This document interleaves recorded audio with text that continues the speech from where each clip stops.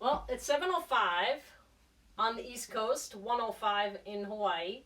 And if you're joining us from the Pacific, 4 p.m. or 4:05.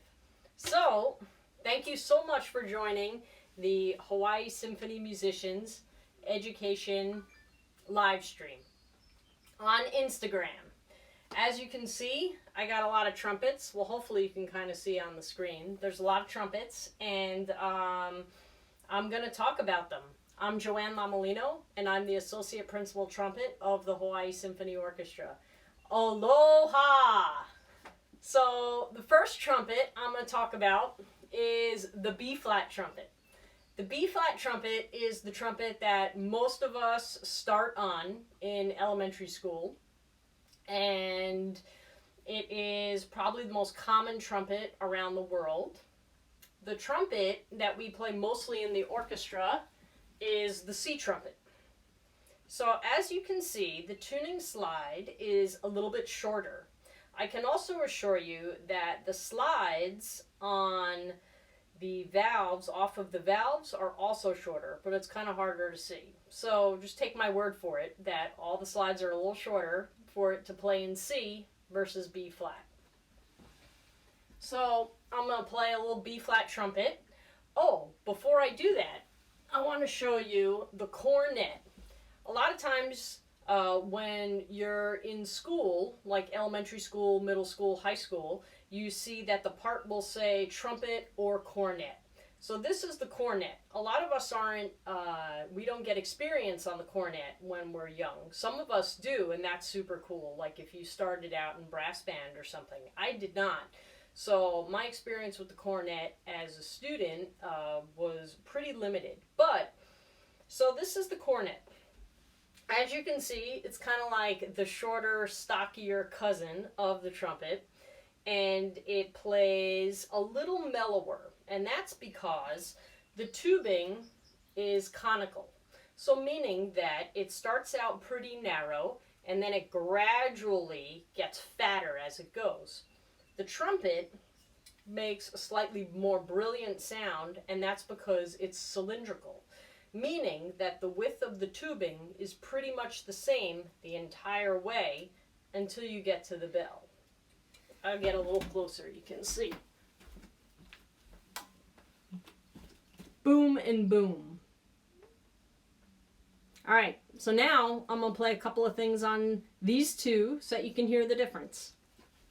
So what I'm going to play is a little bit of the opening of Carnival of Venice by Herbert L. Clarke. For those of you that don't know the name Herbert L. Clarke, he was a famous cornet soloist around the time of 1900. And he took a lot of these solos and made them very flashy. So you'll hear a little flash and you'll hear a little cornet.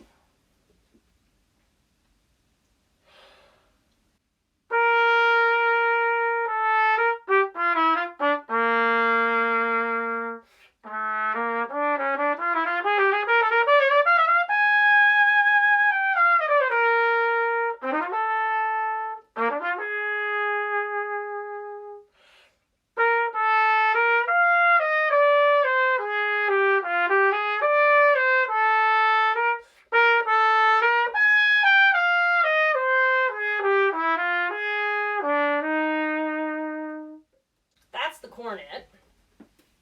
Now, I'll play the same thing on the trumpet so that you can hear the difference between the two.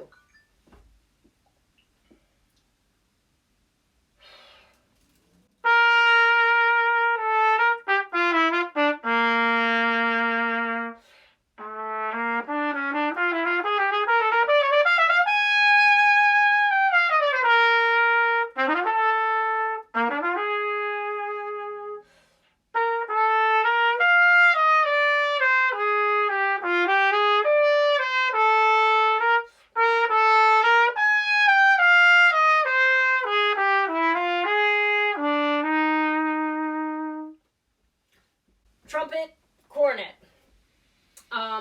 In the orchestra, a lot of times we do have cornet parts.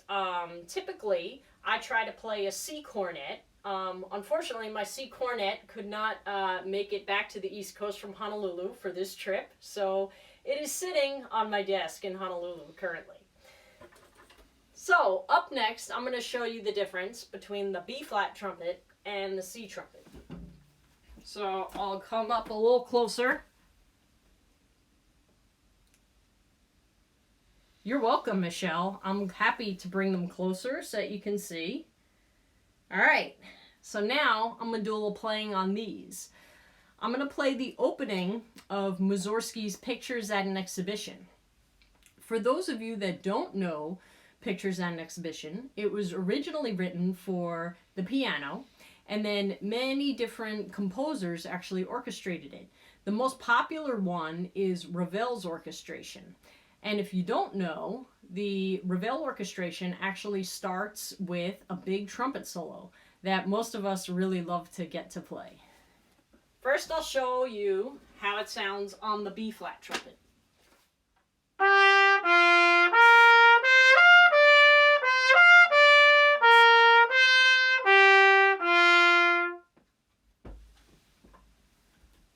Now, on the C trumpet.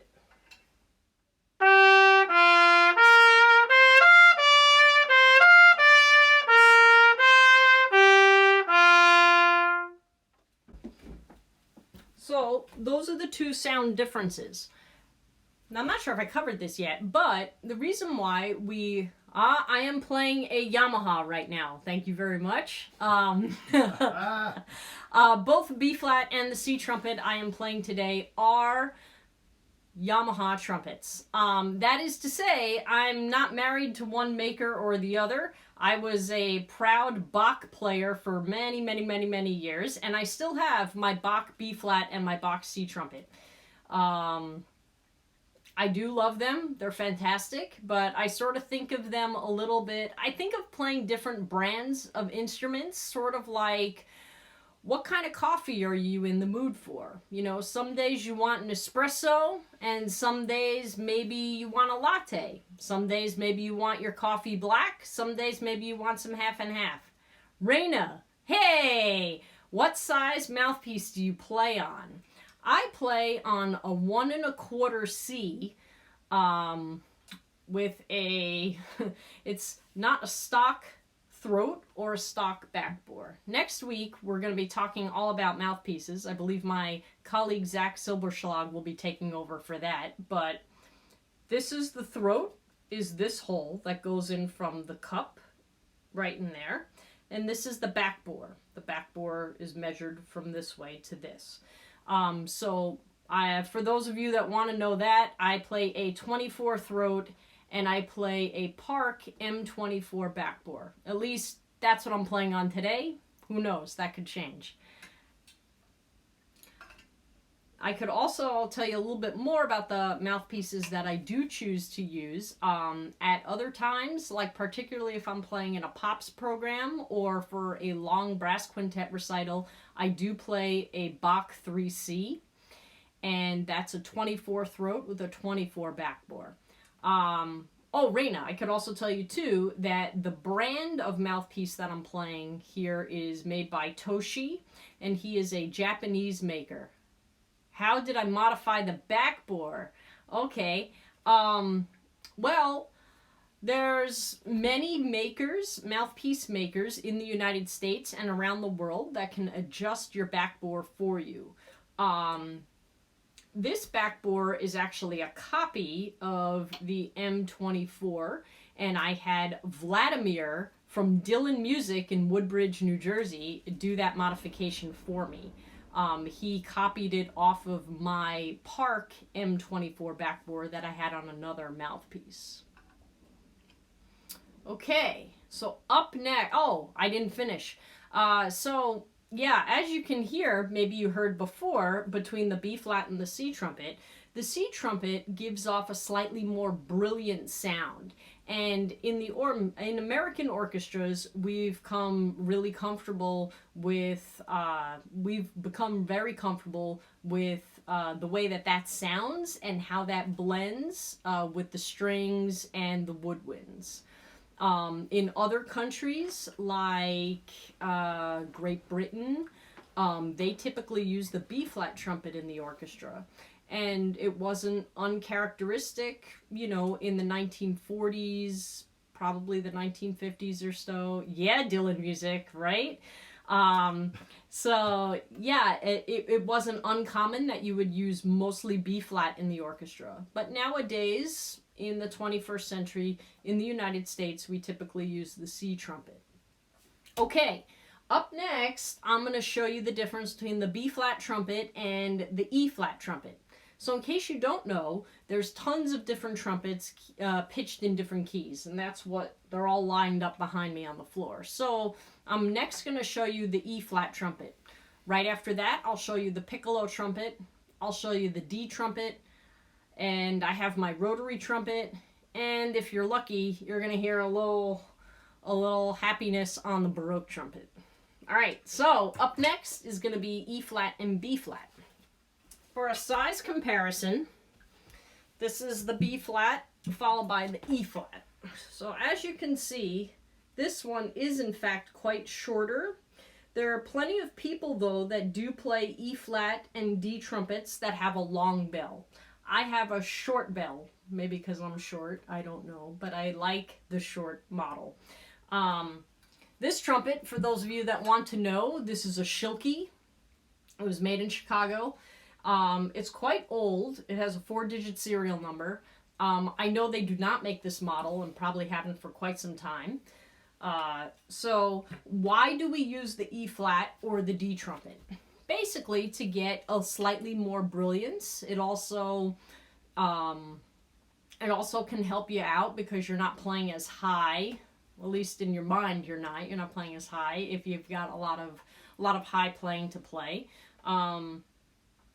Also, you might, because it has a lighter sound, it sounds a little bit more soloistic, so you're going to hear that. Up next, I'm going to play the opening of the Haydn Trumpet Concerto, and I'm going to do it on the B-flat, and then do it on the E-flat trumpet. So, the reason why we love the Haydn Trumpet Concerto is because it was really the first great concerto, the first great solo work that we kind of got from a composer. And Haydn wrote it actually for the keyed bugle. And this was a big deal at the time because this was the first, say something so JoAnn knows you are here. Yeah, say something, whatever. But I see that you're there, so thank you. This is awesome. So Haydn, it's a big deal for us because it's the first time that we have a trumpet-like instrument that can actually play chromatic notes. And then at the end of the excerpt that I'm going to play, there's actually a little joke by Haydn as well. So I will play both of them now.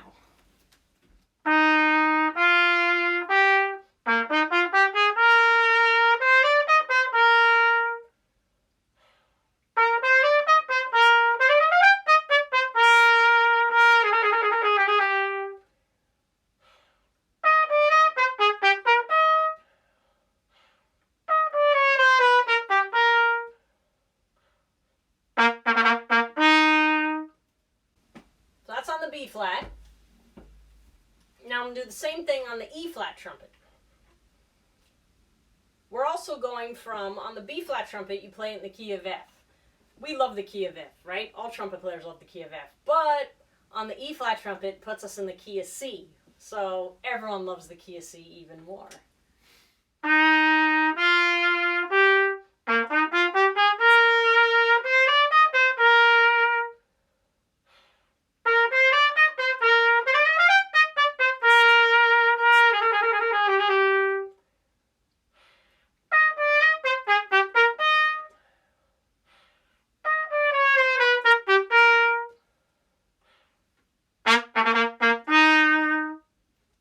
So does anyone know what the joke is in the Haydn Trumpet Concerto right there in that spot?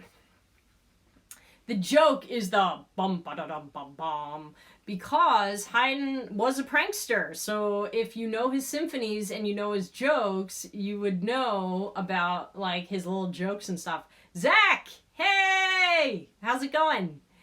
So yeah, that little joke is because the trumpet prior to now really just went dun dun dun dun dun dun dun dun dun dun dun dun dun dun, or like little silly things like that. So he has you come down a chromatic line because that's the whole like very exciting moment that the trumpet can play chromatic stuff at this point, and then he throws in that little joke like you know, oh, you're really just a percussion instrument or glorified at that.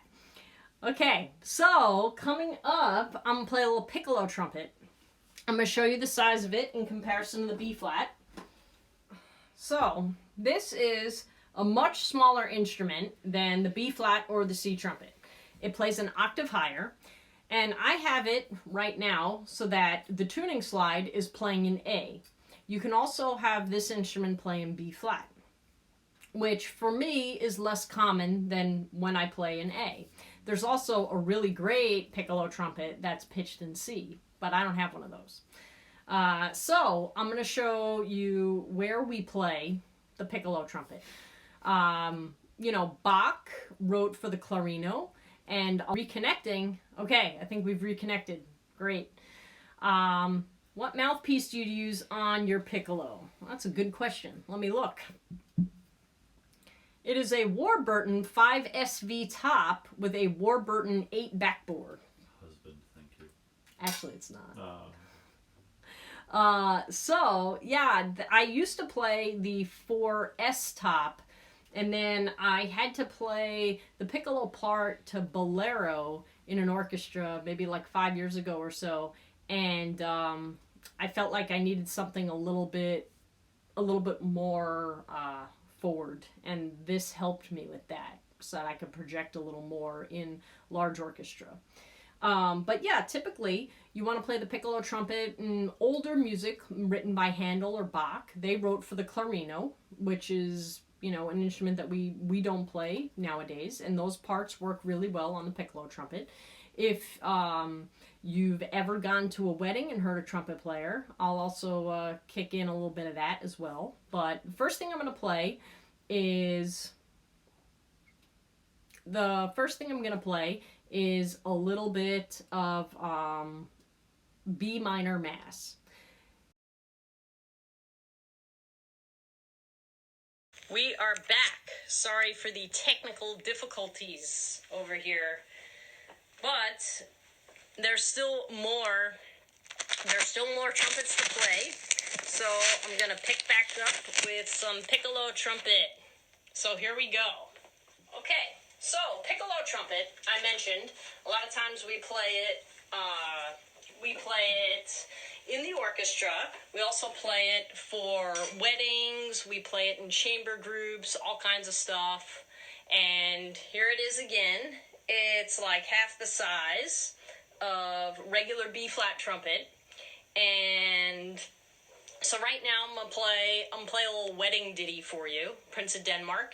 For those of you that have gone to a wedding and maybe heard a trumpet, this is very common. Then I'm gonna play a little snippet from the Credo from Bach's B minor Mass.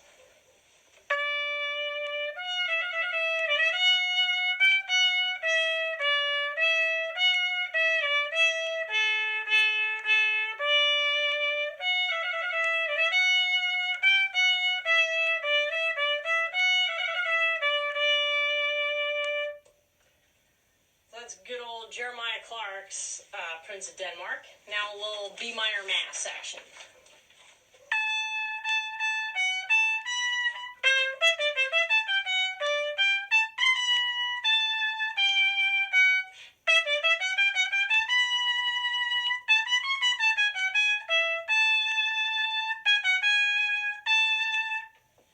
So that is the glorious piccolo trumpet. It's awfully fun to play.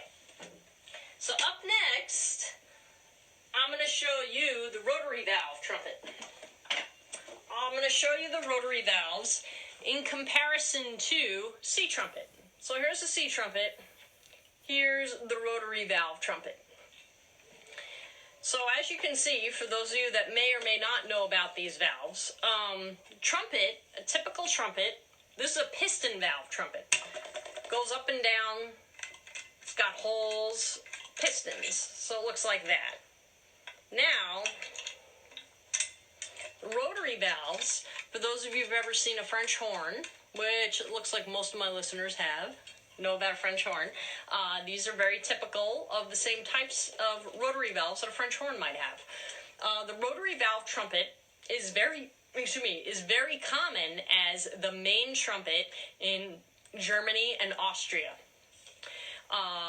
For us in the United States, we typically play the rotary valve trumpet on works like, Mozart, Haydn, Beethoven, Brahms, Schumann, Schubert, all the way up the, German, Austrian type composers, all the way up through Bruckner.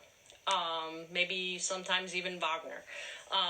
So for those of you that have seen us play Beethoven 9, every year with the Hawaii Symphony, you're actually hearing the rotary valve trumpet. We use the rotary valves a lot, and they're really fun. So I'm going to show now what it sounds like in comparison to the C trumpet. I'll play a little bit from the second movement of Beethoven's Fifth Symphony.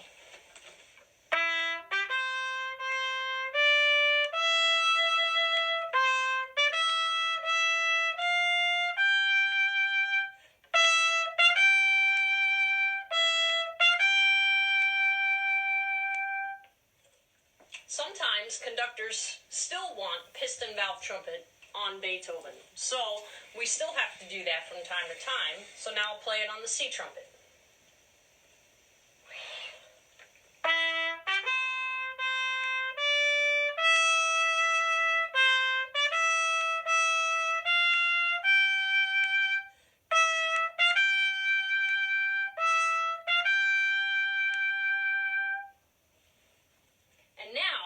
In case you're wondering what this guy is, this is the natural trumpet, or a Baroque trumpet, I believe they call it.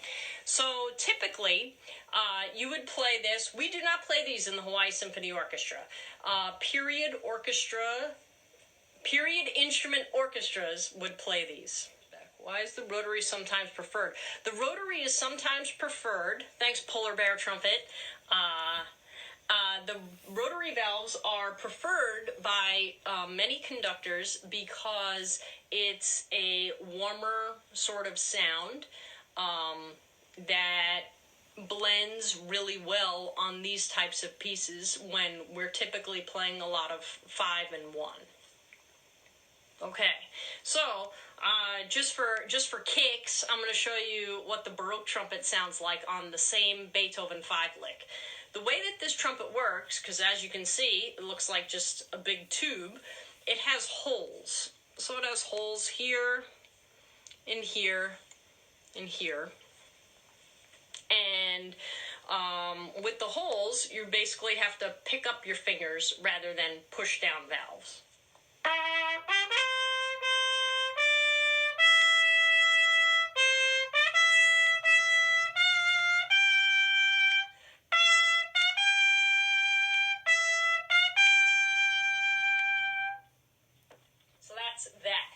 Doesn't look like I see any questions, so I'll go right on and I will play some C trumpet and some D trumpet. Actually, what's interesting is my D trumpet, I actually change slides on my trumpet to make it into a D. This is my E flat trumpet. Now I'm going to turn it into D. So I just take out first slide,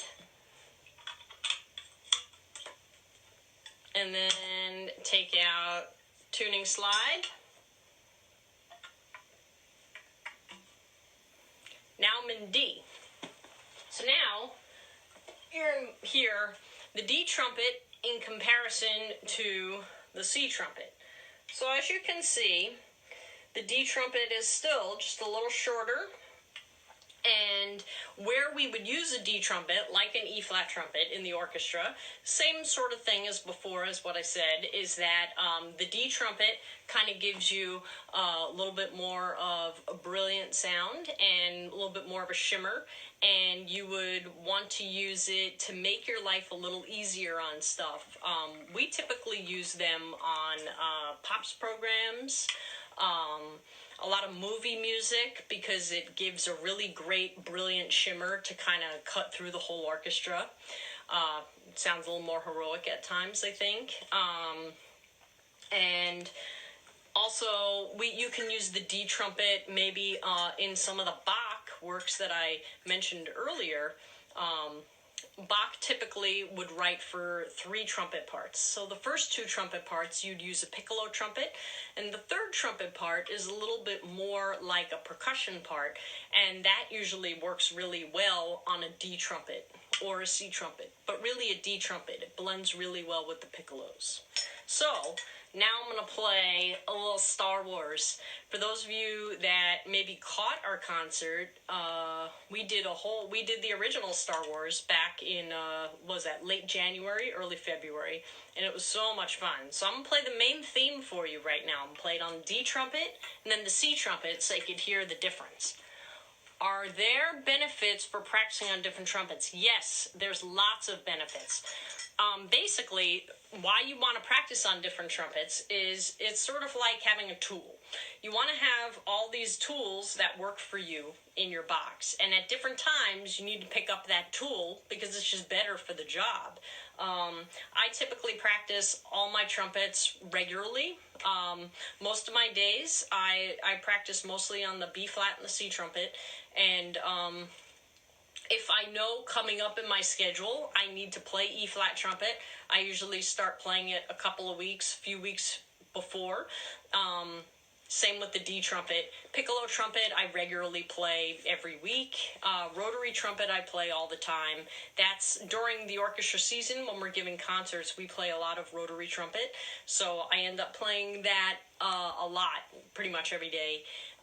But the reason why you want to practice the different trumpets is because all the trumpets have a different center, and you need to know where that center is at all times. If you can't play in tune on your instrument, you're not going to be a very good colleague when you go to work. So you need to be able to really play right in the center of your sound on all the instruments. So they have to be practiced regularly.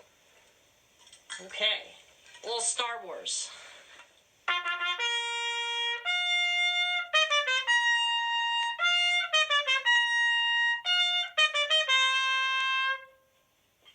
Now, same thing on the C trumpet.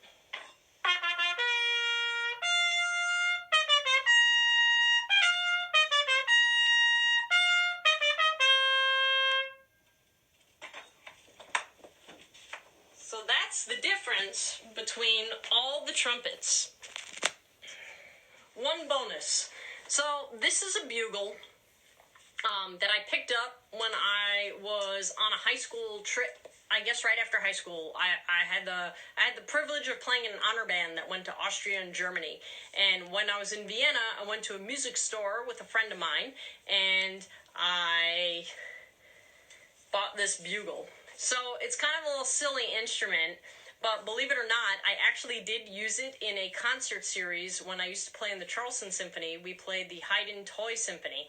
As I said earlier, Haydn was full of jokes, so there were a bunch of us that stood at the front of the stage. Someone played a triangle, someone played a kazoo, I played this thing.